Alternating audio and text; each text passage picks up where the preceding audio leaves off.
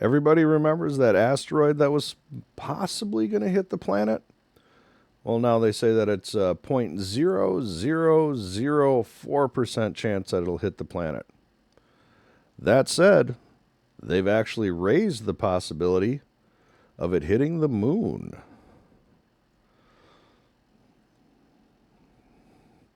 NASA issues urgent update on huge asteroid as collision with moon doubles. So on December 22nd, 2032, you may want to pull up a lawn chair. You may get the best celestial show we've seen in decades. Literally in decades. Now, that does leave a 96% chance that it won't hit. Obviously.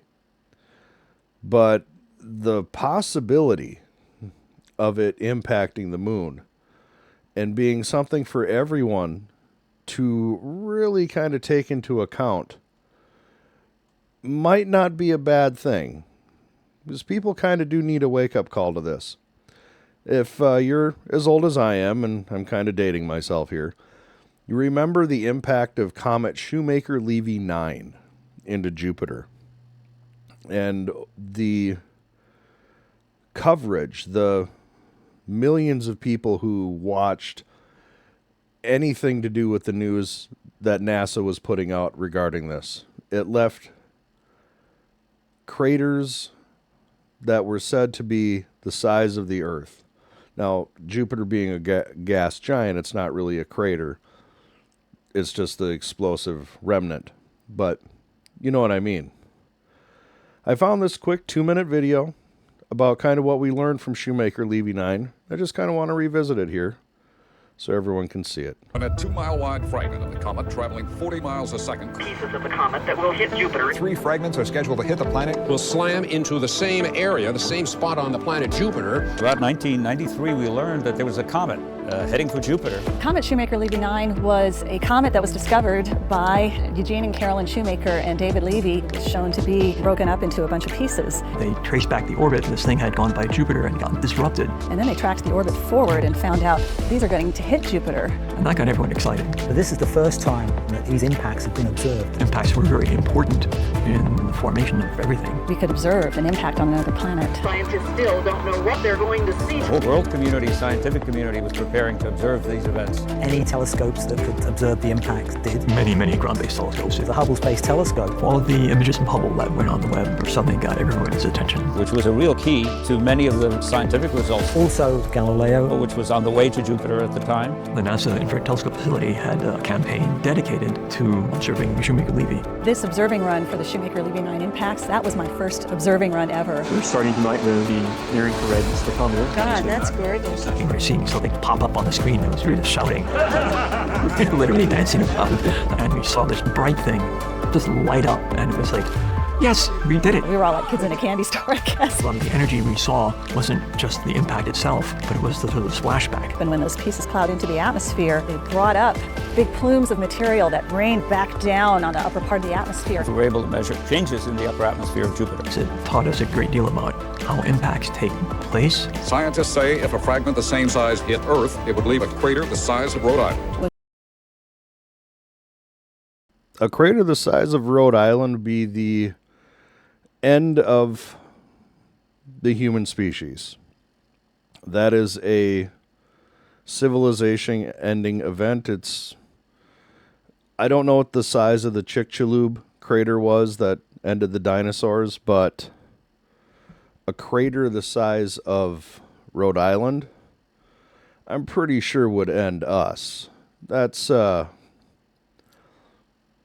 planet altering. I've watched a few videos on the Chicxulub impact. One is a really fascinating hour-long as it happens. So you literally flip from what would essentially be sensor devices, had there been that in the time, screen to screen to screen as you watch the air pressure expand across the planet, as you watch debris clouds spread across the planet, as you watch fireballs spread across the planet.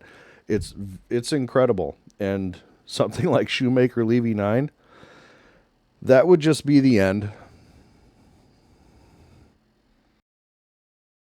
was one of those wake-up calls. And here it is, this awakening. It kind of precipitated this NASA Planetary Defense Coordination Office. Got to make sure to find the asteroids that come close to Earth and the comets that come close to Earth, get them cataloged, figure out where they've been and where they're going to be in the future, just so we understand, are we at risk of being impacted on the Earth? So that's a big component of what NASA does now, has planetary defense, to find potential impacts of the Earth and protecting it.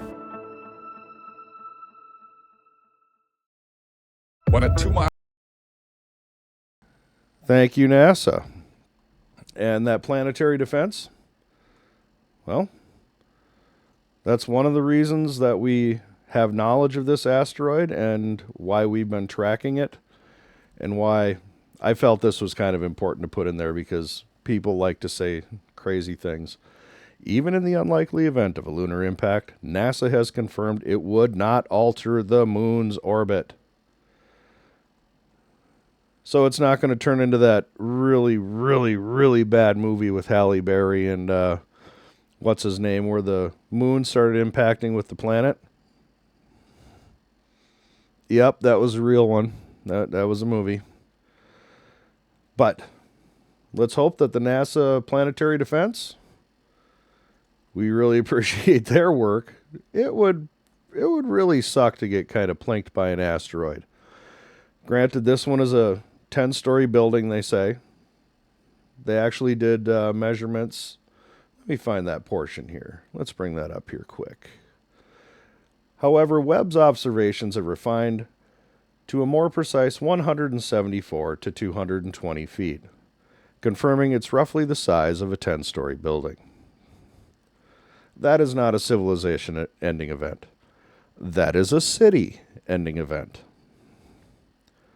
I believe I had seen a story saying that that was the equivalent of 10 megatons, a 10 megaton blast. Let me see here. Let me look. Yes, I found it right here. This is the Ivy Mike nuclear detonation test. I have it on mute for obvious copyright reasons.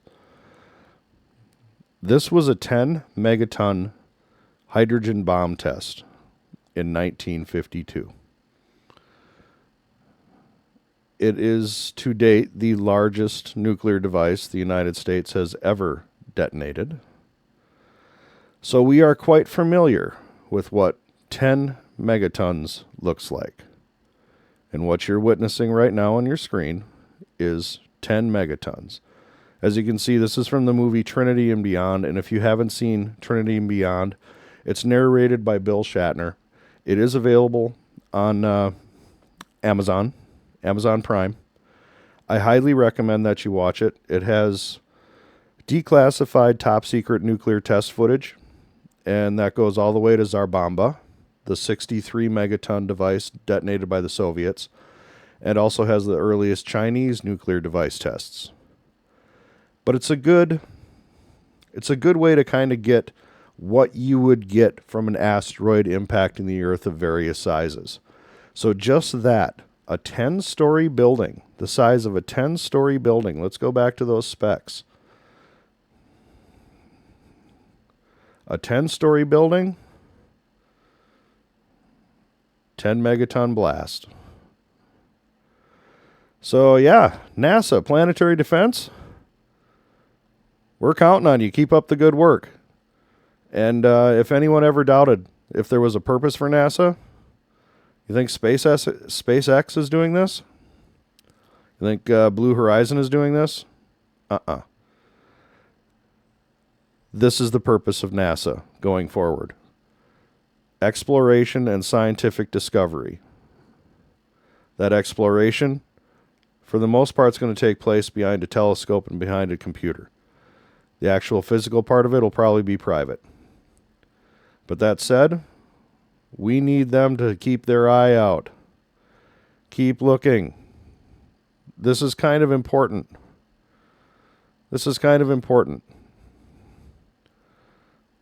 Having this arise over a city might cause consternation, if you will.